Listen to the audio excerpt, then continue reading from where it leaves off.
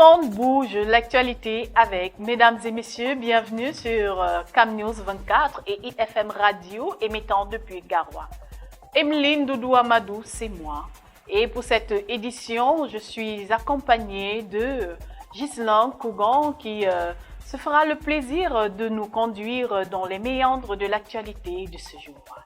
Quant à moi, je vous retrouve juste après. Ghislain, c'est à toi. Challenge Hebdo, Jacques Famdongo, le RDPC vit ses défections avec sérénité et vigilance. Le secrétaire à la communication du comité central du RDPC renseigne sur l'état d'esprit du parti au pouvoir après le départ de deux alliés historiques, page 2 du journal Challenge Hebdo. Toujours avec Challenge Hebdo, prochaine présidentielle, Grégoire Ouna tente de quadriller le Nyon et So. Le secrétaire général du comité central adjoint du RDPC veut rallier toutes les populations de ce département à la cause du RDPC. Vincent Sosnefouda, je cite, « Il ne suffit pas de quitter le navire pour incarner le changement ». Le politologue revient sur les démissions et annonce de candidatures qui risquent de diluer les voix de l'opposition et renforcer le candidat au pouvoir. Tout ceci est à lire dans la colonne du journal Challenge Hebdo. Le tri-hebdomadaire d'Ikalo à la une présidentielle 2025, l'UNDP et Bello Bouba tournent la page RDPC. L'alliance entre ces deux formations politiques vient officiellement de voler en éclats ce samedi 28 juin 2025. C'est l'une des grandes leçons à retenir de la réunion du comité central tenue au palais des congrès de Yaoundé, rencontre au terme de laquelle la candidature de Bello Bouba Magari a été adoptée pour l'élection présidentielle, page 3 et 4 du tri-hebdomadaire d'Ikalo. Carnet noir, l'ex-gouverneur Jules Marcelin Diaga quitte la scène, page 2. Lutte contre la corruption, la CONAX dote d'un conseil d'administration, page 5 du tri-hebdomadaire d'Ikalo. Accusé de partialité, un arbitre échappe à un lynchage à Limbé. Eh bien, Dikalo nous dit tout à la page 11 de ce numéro. L'œil du Sahel. Soja, le Cameroun importe 80 000 tonnes par an malgré un riche potentiel. Pluie diluvienne, Gaoundéré sous la furie des eaux. Situation de la paix, le Cameroun dernier en zone CEMAC. Bogo et PT, AGL Cameroun équipe les districts de santé, page 11 de l'œil du Sahel. Le quotidien, l'économie. À la une, l'économie Business Summit, les sujets en débat à Paris. L'événement organisé par l'économie Media Group se tient ce jour en France à l'hôtel Novotel Paris, La Défense. Décideurs, investisseurs, personnalités du monde des affaires et autres leaders d'opinion se réuniront autour du thème l'Afrique centrale, marché d'opportunités économiques, relais de croissance et d'investissement afin d'examiner les outils nécessaires pour drainer des investissements dans la sous-région. Page 3 du quotidien L'économie. Cameroun Tribune à la une, action publique, bataille pour la croissance.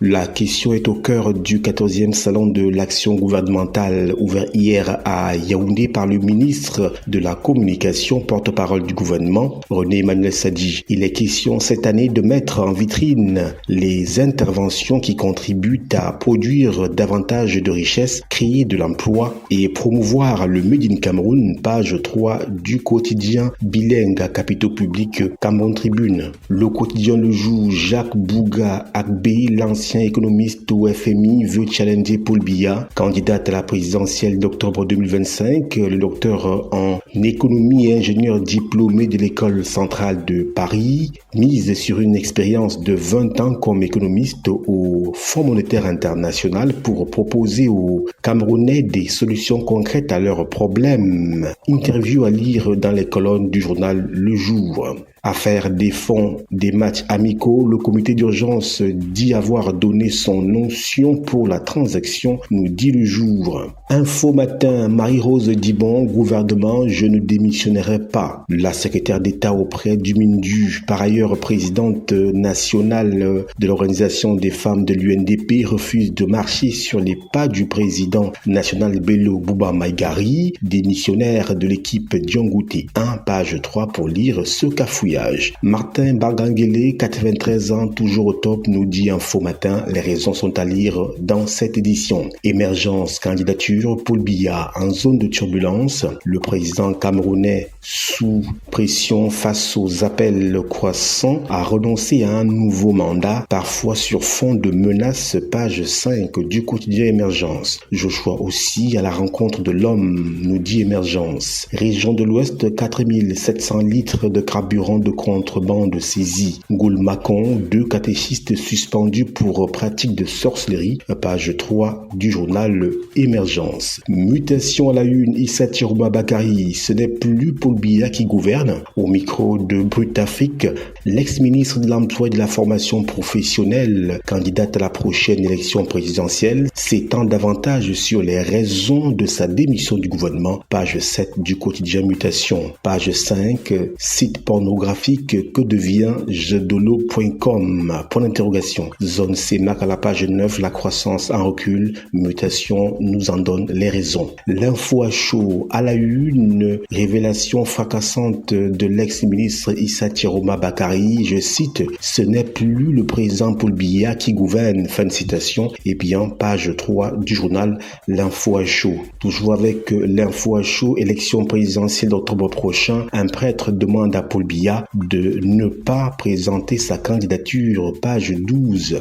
La nouvelle expression lettre ouverte, un prêtre prie Biya de partir. Bafoussam, la chefferie supérieure en feu, nous dit-on. Système électoral, une pétition chez Paul Biya, page 5. Succession, quand Aïdio parlait du Biya, eh bien, la nouvelle expression nous en dit davantage aux pages 6 et 7 de ce numéro. Le tri hebdomadaire le soir, à la une, promotion santé 2025, une campagne réussie qui ouvre des perspectives pour l'extrême nord. Tribune d'Afrique, Bello Bouba et Issa Tirouba, l'art achevé de la duplicité et du contre-pied, nous dit-on. Parler de Bello Bouba Maïgari et d'Issa Tirouba Bakari, c'est évoquer 2 figures emblématiques de la scène politique camerounaise, connues pour leur longévité, leur habileté à survivre dans tous les régimes et surtout leur capacité à retourner veste avec un raffinement qui frôle l'art.